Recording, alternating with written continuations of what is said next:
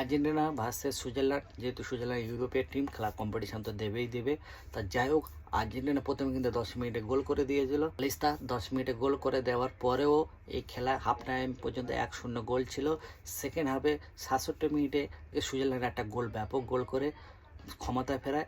But একটা লাল কার্ডের জন্যে বলে প্লেয়ার 72 মিনিটে লাল কার্ড খেয়ে যায়।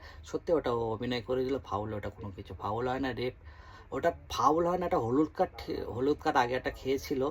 বাট ওটাকে ওখানে অভিনয় করার জন্য হলুদ কার্ড দেবে, রেপি বললাম না, আর্জেন্টিনা হয়ে পুরো রেপি খেলাচ্ছে, এটা কোনো মানেই হয় না। তো ওখানেও আর একটা হলুদ কার্ড দিয়ে ওকে লাল কার্ড দিয়ে 10 জন সুইজারল্যান্ড আর কত খেলবে।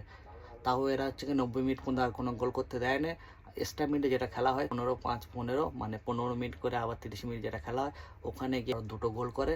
আলভেজ 112তে গোল করে আর মার্টিনেজ 120তে আবার দুটো গোল করে 3-1 গোলে সুইজারল্যান্ডকে হারিয়ে সেমিফাইনালে চলে গেল আর্জেন্টিনা। আর কার সঙ্গে খেলা হবে? England versus Argentina. দেখা যাক আর্জেন্টিনা ওই ম্যাচে কীভাবে জেতে।